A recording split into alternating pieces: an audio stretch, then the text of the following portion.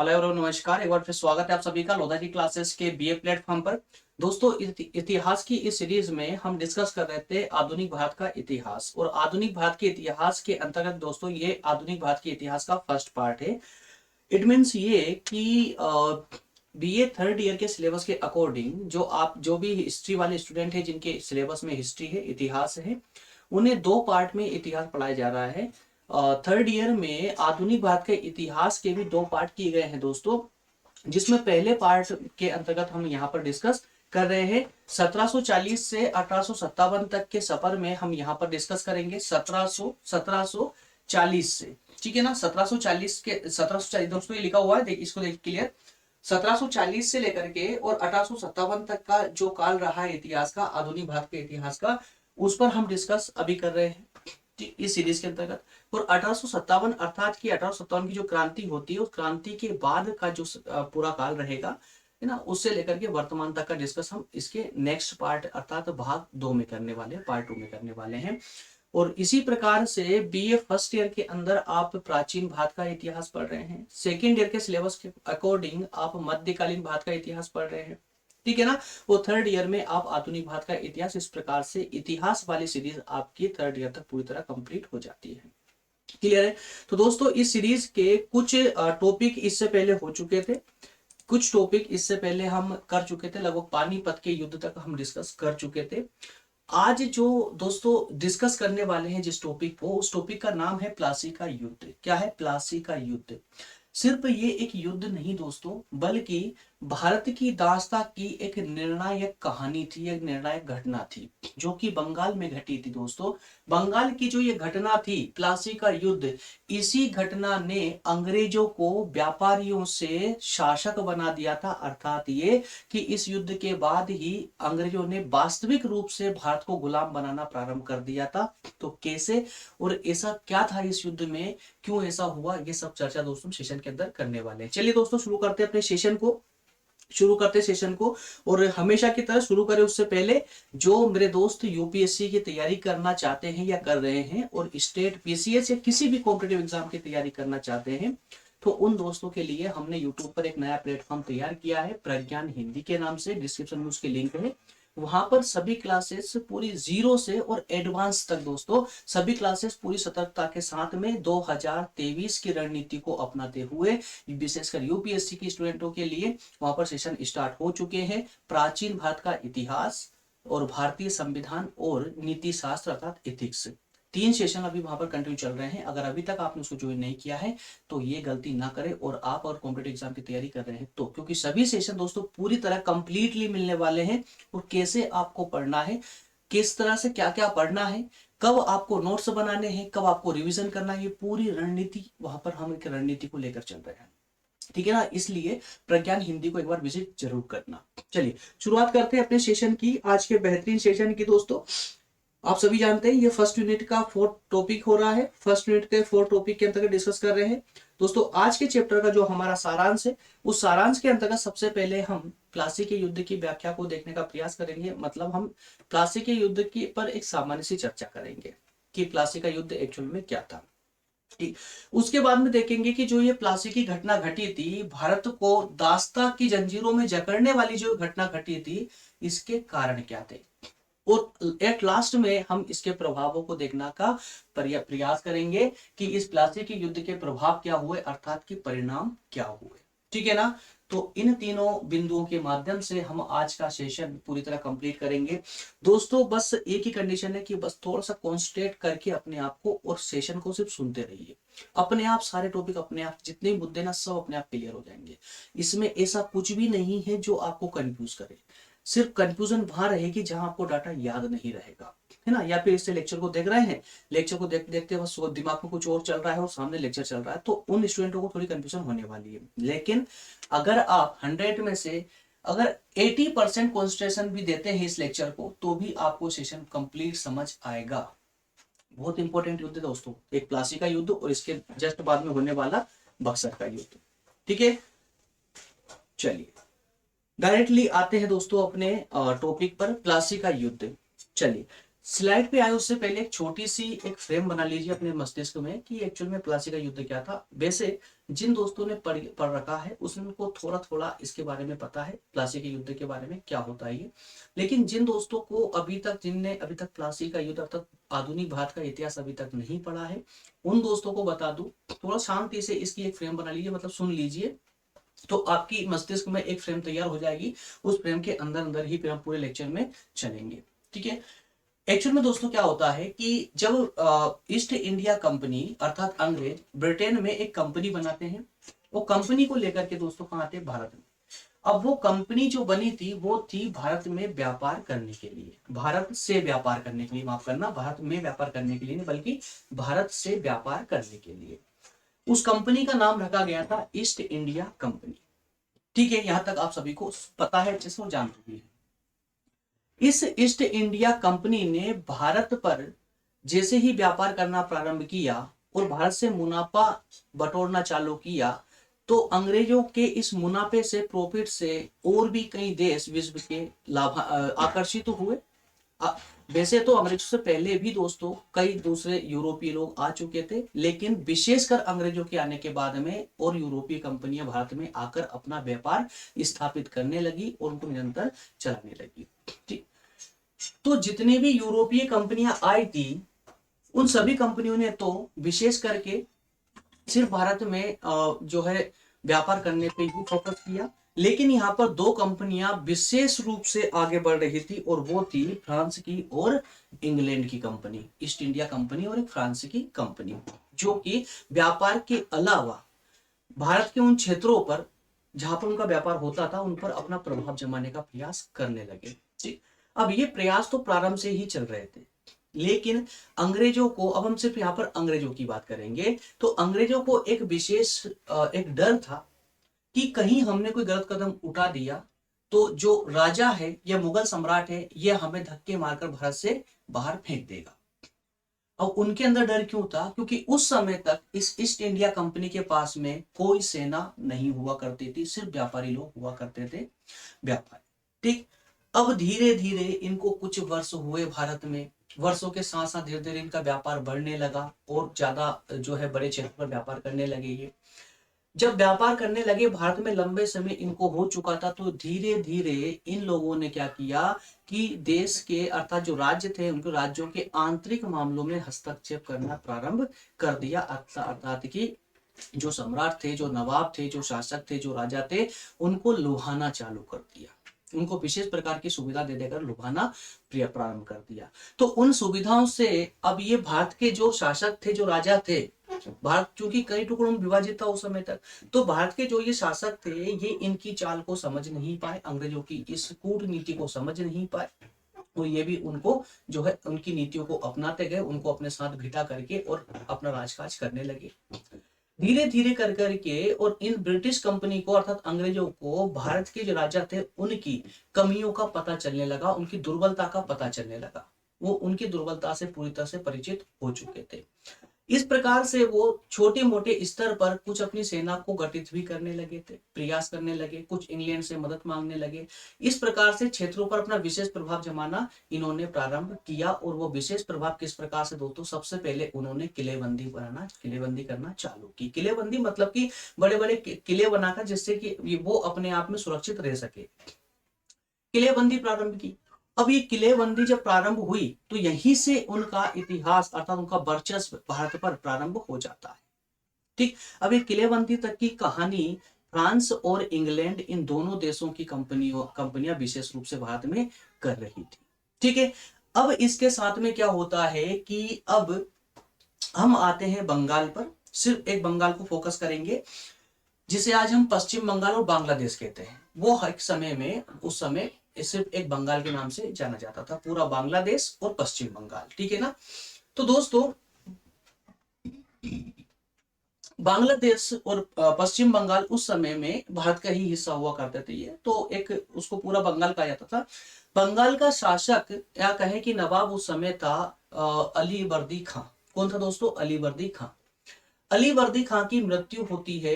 मृत्यु से पहले ही जब वो बीमार पड़ते हैं तो वो अपना उत्तराधिकारी जो है नियुक्त कर देते हैं, और उत्तराधिकारी नियुक्त करते हैं अपनी लड़की, अपनी पुत्री के लड़के को, अपनी पुत्री के पुत्र को, जिसका नाम था सिराजुद्दौला। ठीक है, उसको नियुक्त कर देते हैं। अलीवर्दी खां की मृत्यु के बाद में सिराजुद्दौला नवाब बनते हैं।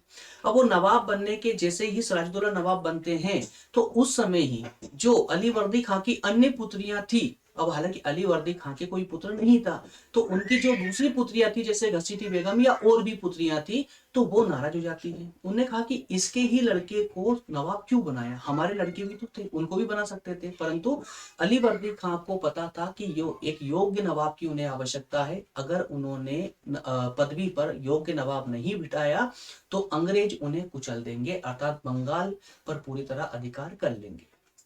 अब जब तक अलीवर्दी खां का शासन था, तब तक अलीवर्दी खां ने अंग्रेजों को अपने मुंह नहीं लगाया। मुंह नहीं लगाया का अर्थ क्या हुआ कि उन्हें अपने राज्य में प्रवेश तक नहीं करने दिया, किया तो पूरे सख्त नियमों के अंदर उनको रखा। ठीक है ना, कोई किलेबंदी नहीं करने दी। किलेबंदी करने लगे थे तो उसको रुकवा दिया था, किसने, अलीवर्दी खान ने। एक विशेष प्रभाव था उनका। लेकिन उनके जाने के बाद में जब जैसे ही सिराजुद्दौला पदवी पर बैठते हैं तो सिराजुद्दौला भी बहुत सख्त नवाब बने, नवाब साबित हुए। एक सख्त मतलब एक पूरे एक योद्धा भी थे और एक पूरे योग्य भी थे, हर तरह से वो सक्षम थे। लेकिन वो कहते हैं ना कि कोई भी इंसान पूरी दुनिया से जंग जीत सकता है लड़कर, लेकिन अपने घर से कभी भी जंग न लड़ सकता है और न जीत सकता है। वही सिराजुद्दौला के साथ हुआ। अपने ही घर अर्थात उनकी मौसी घसीटी बेगम और उनके कुछ दरबारी और उनके कुछ जो सैनिक या सेनापति लोग थे, इन लोगों ने मिलकर के सिराजुद्दौला के खिलाफ षड्यंत्र रचना प्रारंभ किया।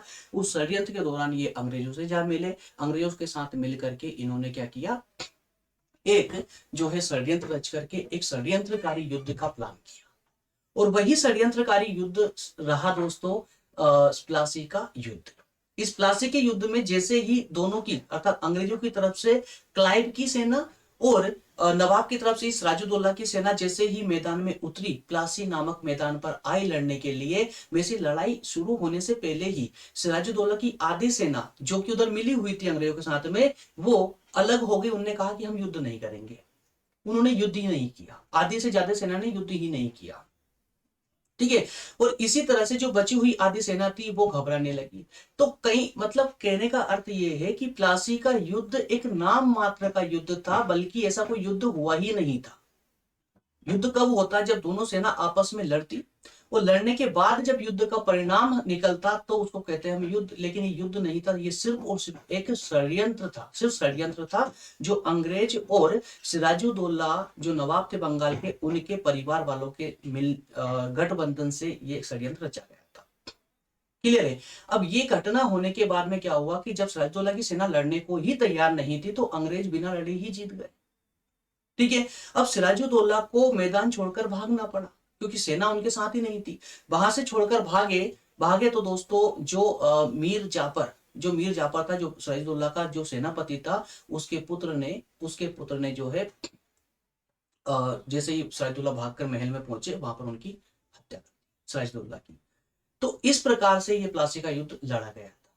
ठीक है, अब यहां से आपको एक मोटा मोटा सा नॉलेज हो चुका कि ये जो पूरा प्लासी का युद्ध क्या था। ठीक है ना, अब थोड़ा सा स्लाइड के माध्यम से हम थोड़ा स्पीड से इसको कंप्लीट करेंगे ना, तो अब आपके दिमाग से कुछ भी आउट नहीं होगा, पूरा सबको समझ आएगा। एक क्लियर हो चुका है ना, प्रारंभ से ही अलीवर्दी खां से लेकर के अर्थात अंग्रेजों के भारत में आने से लेकर के और पूरा सिराजुद्दौला के की मृत्यु तक का पूरा एक स्ट्रक्चर तैयार हो चुका है। इसी में प्लासी का युद्ध आपका आ चुका है। अब पूरी कहानी आपको लगभग मालूम है, अब बस जरूरत है तो उसमें डाटा पुट करने की। ठीक है ना, अब चलिए थोड़ा सा डाटा हम स्लाइड के माध्यम से उस स्टोरी में पुट कर लेते हैं, जिससे पूरा टॉपिक एकदम पानी की तरह। ठीक है ना, चलिए अब मैं दोस्तों जहां पर समझाने की मुझे आवश्यकता नहीं लगेगी ना, वहां मैं थोड़ा स्पीड से बढ़ता चलूंगा। ठीक है ना, वहां पर स्पीड से बढ़ेंगे जिससे कि हमारा टाइम बचे।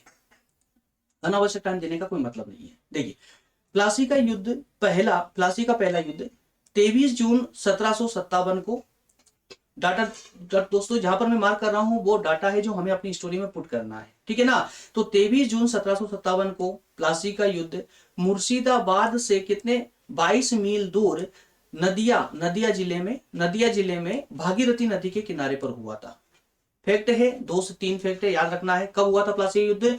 23 जून 1757 को। कहां पर हुआ था दोस्तों? मुर्शिदाबाद से 22 मील दूर। कहां पर? नदिया जिले में भागीरथी नदी के किनारे पर।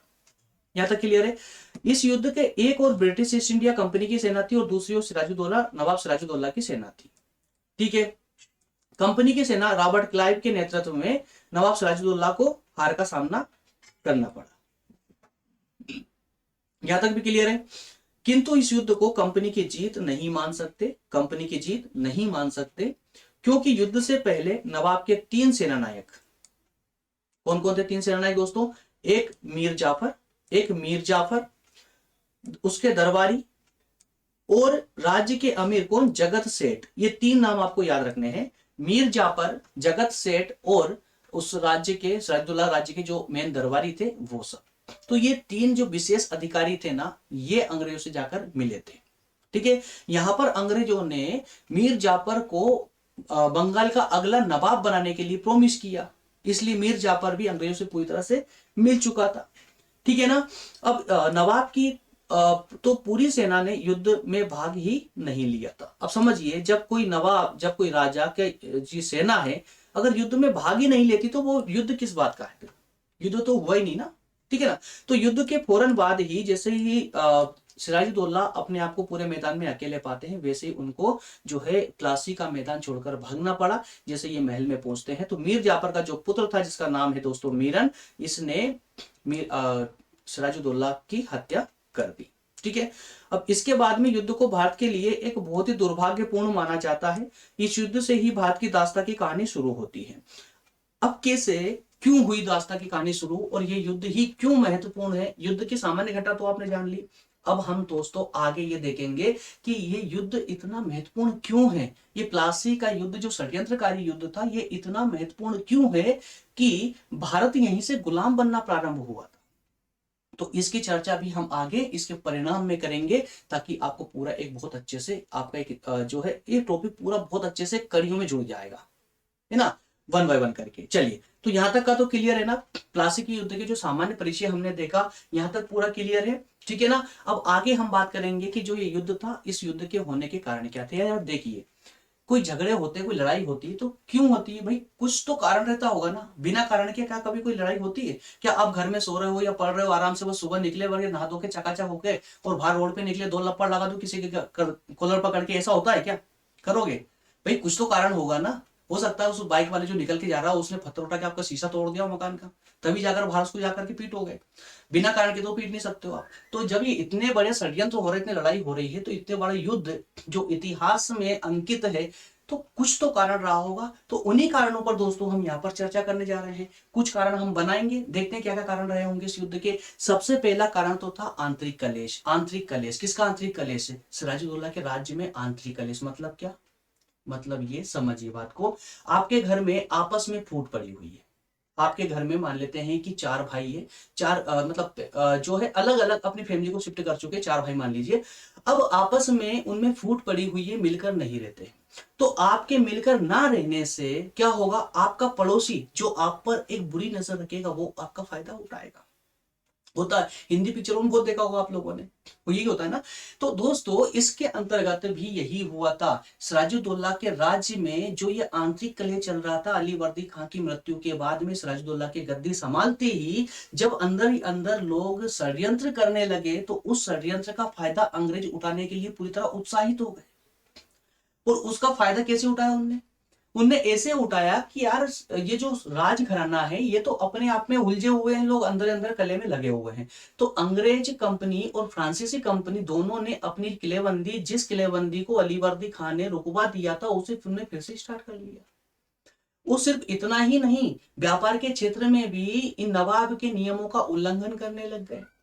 जो उनको अधिकार नहीं थे वो कार्य भी करने लग गए। इस प्रकार के विभिन्न प्रकार के कार्य होने लगे। तो एक कारण तो ये रहा था कि जैसे ही अंग्रेजों का की इच्छा और आकांक्षाएं बढ़ने लगी कि राजघराने में संघर्ष चल रहा है, उनमें फूट पड़ी हुई है, ये कुछ नहीं करेंगे, आप अपना काम करते रहिए। जब वो अपना काम करते रहे, लेकिन सिराजुद्दौला सब कुछ देख रहा था, क्योंकि वो बहुत एक योग्य शासक था। उसने जब इनको इस प्रकार से अधिकारों का उल्लंघन करते हुए देखा, अधिकारों का जो है शोषण करते हुए देखा, कहें कि अधिकारों का जो है एक इस प्रकार से प्रयोग करते हुए देखा, जो कि उनको एक मतलब ऐसे कार्य करते हुए जिनको उनका अधिकार ही नहीं था। किलेबंदी का स्पष्ट मना कर रखा था कि आप किलेबंदी नहीं करेंगे, है ना। तो इस किलेबंदी के मना करने पर फ्रांसीसी कंपनी तो मान गई कि ठीक है साहब, उन्होंने किलेबंदी रोक दी, लेकिन अंग्रेजों ने सिराजुद्दौला की इस आदेश का पर कोई ध्यान ही नहीं दिया और उन्होंने किलेबंदी अपनी जारी रखी। तो इससे सिराजुद्दौला को जो ये बात खटक गई, क्या यहाँ नवाब की ही कोई इज्जत नहीं, साला नवाब की ही इज्जत नहीं कर रही कंपनी, जब आज नवाब की इज्जत नहीं करी तो आगे चलकर तो ये सर पे बैठ जाएंगे, है ना। तो एक गुस्सा तो सिराजुद्दौला के अंदर यहां से भर चुका था। एक कारण तो ये रहा युद्ध का, ठीक है। अगले कारण की अगर बात करें तो सिराजुद्दौला के, मैं यही स्लाइड पे समझाते चल रहा हूं आप लोगों को, अंदर भी देख लेंगे, कोई प्रॉब्लम नहीं है, ठीक है ना। सिराजुद्दौला के विरोधियों द्वारा अंग्रेजों की सहायता, क्या रहा, चलिए यहां से आगे ही वही डिस्कस करेंगे। तो फिर आप नहीं तो बोलेंगे कि सर ने समझाया ठीक से, आगे चल के नहीं समझाया, कोई बात नहीं। तो सिराजुद्दौला के विरोधियों को अंग्रेजों की सहायता, सिराजुद्दौला द्वारा किलाबंदी पर प्रतिबंध, अंग्रेजों द्वारा व्यापारिक सुविधाओं का दुरुपयोग, नवाब का कासिम बाजार कलकत्ता आदि पर जो है प्रयोग, और एक कालकोटी घटनाएं बोली जाती है। चलिए सबसे पहले बात राज्य में आंतरिक कलह की, मैं आपको डिटेल में समझा चुका हूं, इस स्लाइड को आप स्वयं पढ़ेंगे, एक बार में क्लियर हो जाएगा, ठीक है ना। चलिए आगे देखते हैं कि सिराजुद्दौला के विरोधियों द्वारा अंग्रेजों की सहायता, तो ये भी आप इसकी व्याख्या में समझ चुके हैं। सिराजुद्दौला के विरोधी कौन थे, उनके ही परिवार वाले, उनकी मौसी और उनकी मौसी के बच्चे, और साथ में उनके कुछ दरबारी, उनके सैनिक सेनापति लोग। ये लोग क्या कर रहे थे, षड्यंत्र कर रहे थे अपने अंदर ही अंदर, ठीक है ना, अपने आप में नवाब बनने का प्रयास कर रहे थे। तो उस जो ये षड्यंत्र कर रहे थे सिराजुद्दौला के विरुद्ध में, वो षड्यंत्रकारियों को किसने मदद दी, अंग्रेजों ने। अंग्रेजों ने बोला कि साहब आप वहां क्या कर रहे हो, यहाँ पर आइए, हम आपका साथ देंगे, हम अपनी सेना देंगे आपको लड़ने के लिए। हटाइए सिराजुद्दौला को, बनिए आप नवाब। तो मीर जाफर को ये प्रोमिस किया कि आपको नवाब बना देंगे हम, सिराजुद्दौला को हटा दे तो आपको नवाब बना देंगे, लेकिन उसके लिए आपको हमें क्या मिलेगा। तो बस छोटे छोटे बातें करते रहे। वो बातें कौन सी करते हैं, मैं आगे जो परिणाम देखेंगे उस परिणाम में बताने वाला हूं आपको, है ना। तो इस प्रकार से जो सिराजुद्दौला के जो विरोधी थे, उनको अंग्रेजों के द्वारा जो है कंटिन्यू सपोर्ट मिलने लगा। अब इस बात से भी सिराजुद्दौला को गुस्सा आने लगा कि यार ये मेरे विरोधियों को सपोर्ट कर रहे हैं अंग्रेज लोग, है ना। तो इसका मतलब क्या हुआ कि इनको तो यहाँ से भगाना ही पड़ेगा, बंगाल से तो खदेड़ना ही पड़ेगा कम से कम, ठीक। नेक्स्ट है सिराजुद्दौला द्वारा किलेबंदी पर प्रतिबंध। भाई सिराजुद्दौला ने अलीवर्दी खां के नियमों का पालन करते हुए अंग्रेज और फ्रांसीसी दोनों को आदेश दे दिया था कि साहब किलेबंदी को रोक दीजिए, इसको समाप्त कीजिए, मैं आपको बंगाल में किलेबंदी करने का आदेश नहीं दे, मतलब उसको अधिकार नहीं दिया है, आपको कोई अधिकार नहीं कि आप बंगाल में किलेबंदी करो। तो आदेश है कि किलेबंदी अपनी खत्म कीजिए यहां से।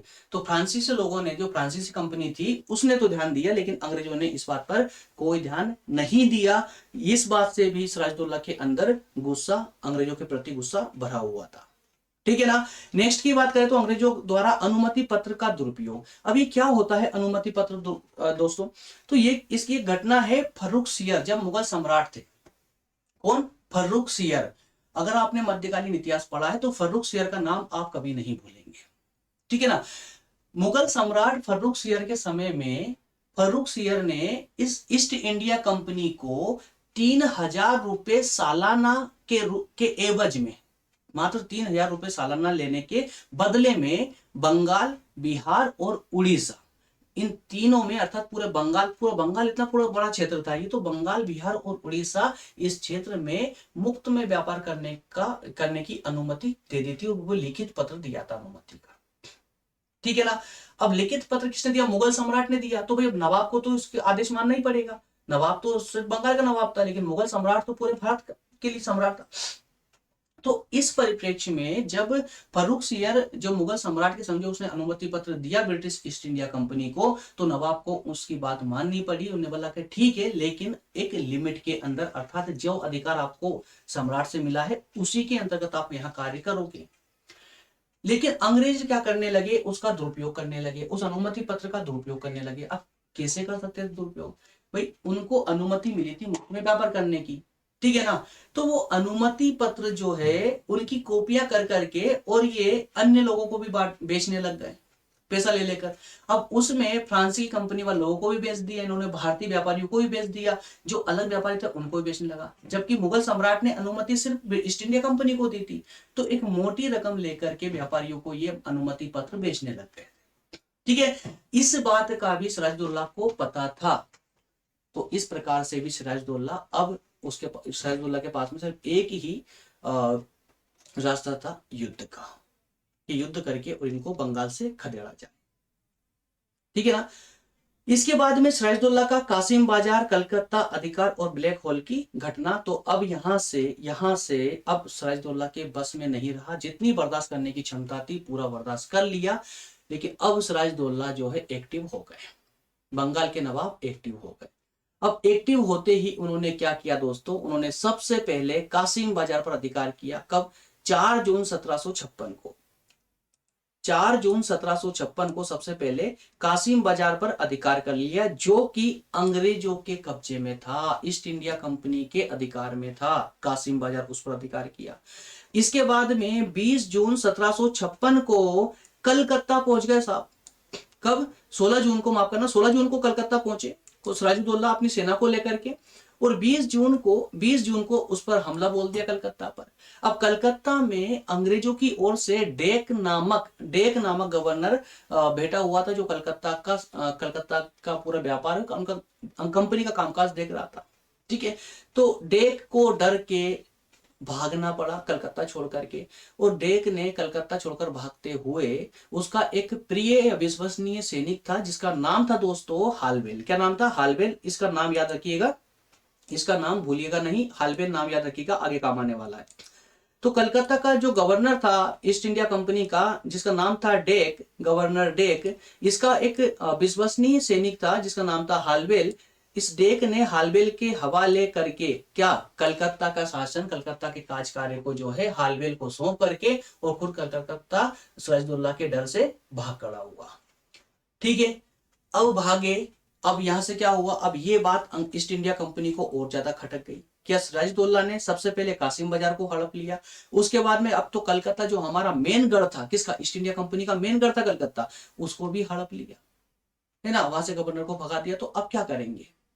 अब कंपनी भी मजबूर हो गई थी कि अब उन्हें कुछ ना कुछ कदम उठाने ही पड़ेंगे, नहीं तो सिराजुद्दौला जो है हमें सिर्फ बंगाल से नहीं बल्कि भारत से ही खदेड़ देंगे, है ना। क्योंकि अंग्रेज लोग, जो ईस्ट इंडिया कंपनी आई थी ना, उनकी स्थापना या उनकी जो नींव थी ना, वो ही तो बंगाल थी, बंगाल से ही वो लोग खड़े हुए थे, क्लियर है। तो अब दोस्तों क्या होता है कि इन सब के अलावा कासिम बाजार, कलकत्ता, अब ये सब तो हो गया था, डेक भाग खड़ा हुआ, कौन बचा था वहां पर? हालवेल।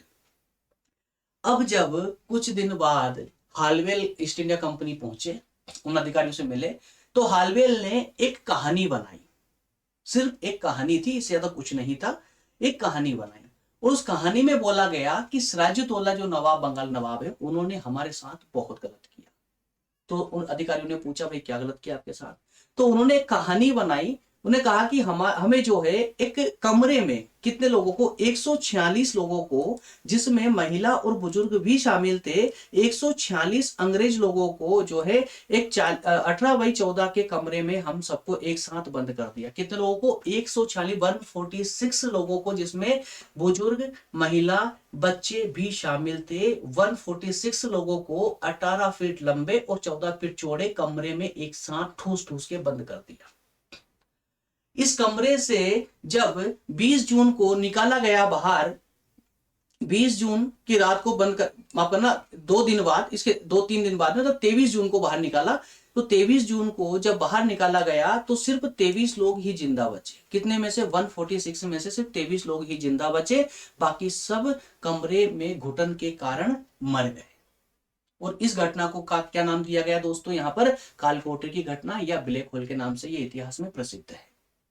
लेकिन इस प्रकार की जो ये घटना थी, ये सिर्फ और सिर्फ हालवेल की रची हुई एक कहानी से ज्यादा कुछ भी नहीं थी। इस पर किसी ने भी जो है, किसी भी इतिहासकार ने विश्वास नहीं किया। लेकिन अंग्रेजों के पास तो एक हथियार मिल गया, एक बहाना मिल गया ना, सिराजुद्दौला के खिलाफ युद्ध छेड़ने का एक बहाना मिल गया उनको। तो और ये आखिरी तक, अंग्रेज आखिरी तक इस अस्त्र का प्रयोग करते रहे कि हमारे साथ भारतीय नवाब ने ये किया था, 146 लोगों को एक साथ कमरे में बंद करके मार डाला था।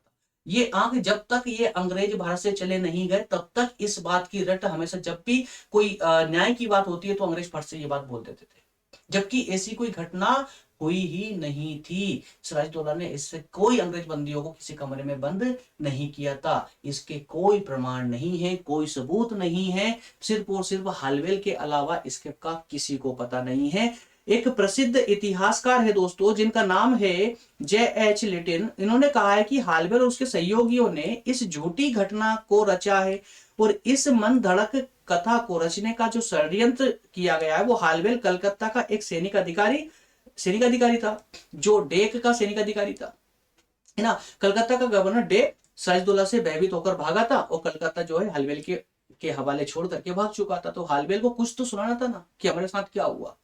That's all. ये थी हालवेल का नाम है कालकोठरी की घटना। यहां तक क्लियर हुआ दोस्तों? यहां तक क्या क्लियर हो चुका है? ठीक है ना। अब बात करें प्लासी युद्ध के परिणामों की, तो अब मेरे ख्याल से यहां तक आप प्लासी का युद्ध और प्लासी युद्ध के कारण, इन दोनों को चीजों को बहुत अच्छे से समझ चुके हैं। क्लियर है? तो दोस्तों प्लासी के युद्ध में 2 पार्ट में अगर इस सेशन को कंप्लीट कर ले तो कैसा रहेगा? ठीक रहेगा ना। आप लोगों की कमेंट आती है कि सर सेशन को 30 मिनट से ज्यादा लंबा ना खींचे तो ज्यादा बेहतर है, और चाहे इसके पार्ट 1 पार्ट 2 कर दें, इट्स ओके, बट 30 मिनट से ज्यादा ना खींचे, क्योंकि फिर पढ़ते पढ़ते, और बाकी में यार एक माइंड की भी एक कैपेसिटी होती है ना कि कब तक कॉन्सेंट्रेट रखेगा अपने आप को, है ना। तो आधा घंटा 30 मिनट बहुत होता है, ठीक है 30 मिनट तक। और इसके बाद में नेक्स्ट सेशन क्या है, इसका नेक्स्ट पार्ट, जिसमें हम दोस्तों ये प्लासी युद्ध के परिणामों पर चर्चा करेंगे बेहतरीन तरीके से, इसी प्रकार से पूरा समझते हुए प्लासी का युद्ध को कंप्लीट करेंगे। इसके तुरंत बाद में बक्सर का युद्ध भी स्टार्ट कर लेंगे, और पॉसिबल हुआ तो इसके नेक्स्ट पार्ट में उसको भी स्टार्ट कर लेंगे। थोड़ा बहुत पार्ट हम बक्सर का युद्ध भी डिस्कस कर लेंगे, ठीक है ना। तो इसका सेकंड पार्ट डिस्क्रिप्शन में डाल दिया जाएगा 5 से 6 घंटे के बाद में डाल दिया जाएगा, ठीक है ना। तो कोई भी टेंशन ना ले, बिल्कुल हर एक टॉपिक कंप्लीट होंगे दोस्तों। आप लोगों की कमेंट देख करके हमें वाकई में अच्छा लगता है, बहुत प्यारी प्यारी कमेंट आप लोग करते हो। उसी चीज से दोस्तों हम भी मोटिवेट होते हैं, हमें भी देखने को मिलता है कि यार काफी बच्चों को हमारे लेक्चरों से बेनिफिट हो रहा है, और अच्छा भी लगता है आप लोगों के इस प्रकार का सहयोग देख करके, और काफी सारी कमेंट जो आती है दोस्तों। जिन दोस्तों को एक प्रॉब्लम रहती है कि सर कंप्लीट सेशन नहीं हुआ, इसको लाइए जल्दी कीजिए, दोस्तों अभी आप अच्छी तरह जानते हैं इस लोधाजी क्लासेस वाले प्लेटफॉर्म पर सभी सेशन सिर्फ और सिर्फ हमारे द्वारा लिए जा रहे हैं। तो इस कारण से थोड़ा सा वेट आपको करना चाहिए, क्योंकि आप खुद समझिए दोस्तों कि इसमें बीए के अंतर्गत, चूंकि हम भारत के जहां जिन जिन स्टेटों में हिंदी बोली जाती है, मतलब भारत के 8 राज्यों में हिंदी बोली जाती है, उस 8 राज्यों में जितनी भी यूनिवर्सिटियां हैं उन सबके टॉपिकों को कवर करके चलना पड़ रहा है, और उन सबके लिए सिर्फ और सिर्फ मैं अकेला हूँ। सोचिए कितना इम्पॉसिबल जैसा काम होगा, है ना। उसके बाद भी मैं आपको प्रॉमिस करता हूं कि जो भी सीरीज हम स्टार्ट करेंगे उसको एंड तक लेके जाएंगे, और आपका कोई भी सब्जेक्ट छूटने नहीं देंगे दोस्तों। काउंट कर लीजिए 100+ आपके बीए के सब्जेक्ट निकल जाएंगे, 100+, है ना। तो लेकिन दोस्तों थोड़ा सा चलेगा, थोड़ा धीरे चलेगा, बट कंप्लीट जरूर होगा, है ना। तो दोस्तों थोड़ा सा समझते रहिए। हाँ, एग्जाम से पहले आप लोगों को कंप्लीट करने का प्रयास करेंगे, और अगर मान लेते हैं कोई सब्जेक्ट ऐसा है जो कंप्लीट नहीं हो पाया है, एग्जाम आ चुके हैं, तो एग्जाम के 15 दिन पहले दोस्तों आप लोगों के लिए एक बेहतरीन स्ट्रेटेजी जो है डिस्कस की जाएगी, जिससे आपका एग्जाम बिल्कुल भी नहीं रुक सकता। अगर आपने उस सब्जेक्ट को नहीं पढ़ा है तब भी 2 घंटे मात्र हमारे साथ रहेंगे आप उस लेक्चर में, और आपका वो सब्जेक्ट रुकेगा नहीं। डोंट वरी, ठीक है ना। हर तरह से हर कदम पे आप लोगों के साथ खड़े हुए हैं, डोंट वरी। बस बने रहे सेशन में दोस्तों, कंटिन्यू बने रहे। तो दोस्तों नेक्स्ट सेशन हम डिस्कस करेंगे बक्सर का युद्ध, तो नेक्स्ट में आने वाला है, जब प्लासी का युद्ध का पार्ट हम पूरी तरह कंप्लीट कर लेंगे उसके बाद, ठीक है दोस्तों। चलिए नेक्स्ट पार्ट में मिलते हैं, तब तक आप सभी का धन्यवाद, थैंक यू।